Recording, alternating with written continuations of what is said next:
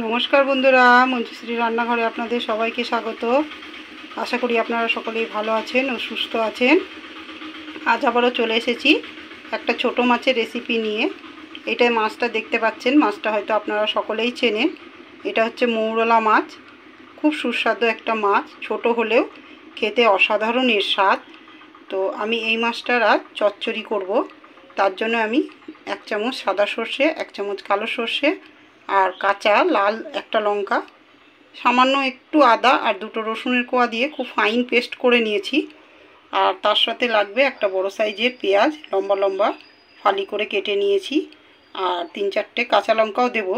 একটু ঝাল, একটু টক হলে এই মাছটা খেতে খুব ভালো লাগে। তো আজকে আমি টক করব না, টক ছাড়াই চচ্চড়িটা করব।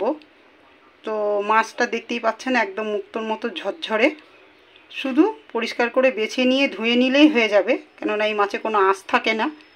তো মাছটা আমি পরিষ্কার করে বেছে ধুয়ে ফিরে আসছি মূল রেসিপিতে। তো বন্ধুরা, মাছ আমি খুব পরিষ্কার করে সুন্দর করে বেছে নিয়ে ধুয়ে নিয়েছি। আর গ্যাস জেলে কড়াই বসিয়ে দিয়েছি। কড়াই দিয়ে দিয়েছি 2 চামচ সর্ষের তেল। রান্নাটা আমি সর্ষের তেলে করব, কেননা যে কোনো তেল ঝালের রেসিপি সর্ষের তেলেই ভালো স্বাদ আসে। আপনারা চাইলে সাদা তেলেও কিংবা রাইস তেলেও করতে পারেন।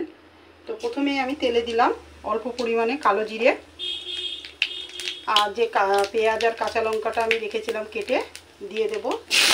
কাঁচা লঙ্কা আর পেঁয়াজ কুচি। তো পেঁয়াজটা একটু লাল করেই ভেজে নেব। আর মাছটা আগেই বলেছি যে মাছ আমি ভাজবো না, তার জন্যে আমি যে মশলার পেস্টটা করে রেখেছি, লবণ আর হলুদ দিয়ে মাছের সাথে আমি এই মশলাটা মাখিয়ে নেব। দিয়ে মাছটা আমি ওই তেলের মধ্যে কষিয়ে নিয়েই রান্নাটা করব। যেহেতু ছোট মাছ, খুব বেশিক্ষণ সময় লাগবে না, খুব অল্প সময়ে একটা মুখরোচক রেসিপি হয়ে যাবে। তো প্রথমে পেঁয়াজটা আমি একটু কালার ধরিয়ে ভেজে নেব। তো পেঁয়াজটা হালকা বাদামি করে ভেজে নিয়েছি। খুব কড়া করে ভাজবো না, কেন পেঁয়াজের রসটা তাহলে শুকিয়ে যাবে।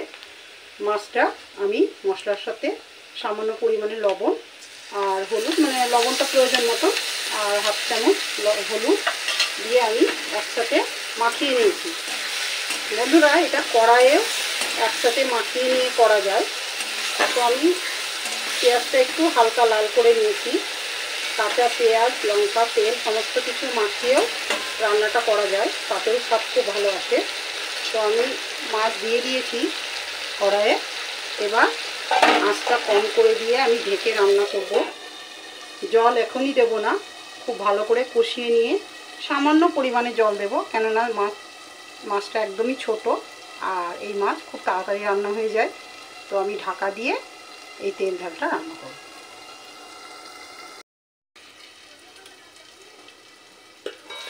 তো মিনিট 2-3 ভাজা দিয়ে মাঝে আমি একবার ঢাকা দিয়ে রেখেছিলাম, মাঝে একবার নেড়ে দিয়েছি।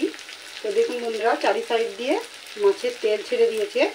এবার আমি এই ছোট্ট বাটি ধোয়া মশলা বাটি ধোয়া জলটা অল্প পরিমাণে দেব, কেননা এই মাছের ঝোল হবে না, তেল ঝাল। তাই মাছটা প্রায় সেদ্ধ হয়েই গেছে। তো সামান্য পরিমাণে একটু জল দিয়ে দিলাম। এবার আবারও 2 মিনিট ঢেকে রাখলে রেডি হয়ে যাবে আমাদের ছোট মাছের তেল ঝাল।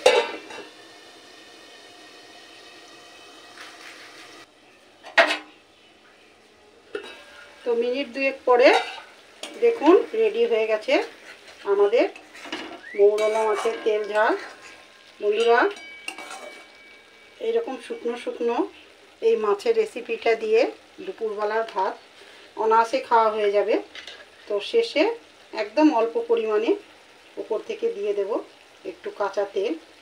যে কোনো তেল ঝালে উপর থেকে একটু সর্ষের তেল দিলে গন্ধ আর স্বাদ দুটোই খুব ভালো হয়। তো রেডি হয়ে গেছে আমাদের মৌরলা মাছের তেল ঝাল। পরিমাণটা খুবই কম, আপনারা আপনাদের প্রয়োজন মতন মাছটা নিয়ে নেবেন। আমি এখানে 100 গ্রাম মাছের রেসিপিটা করলাম, তার জন্য আমার প্রয়োজন মতো আমি মশলা দিয়েছি। আপনারা যদি মাছের পরিমাণটা বেশি দেন তাহলে মশলাটা একটু পরিমাণে বাড়িয়ে দেবেন। তো 10 মিনিট থেকে 12 মিনিটের মধ্যে এই রেসিপিটা অনায়াসে হয়ে যায় চটজলদি।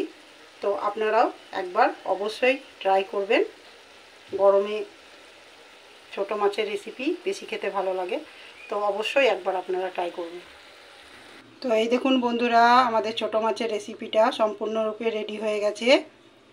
খেতে অসাধারণ এর স্বাদ। তো আপনারাও অবশ্যই একবার ট্রাই করবেন আর কমেন্টের মাধ্যমে আমাকে জানাবেন যে আপনাদের কেমন লেগেছে।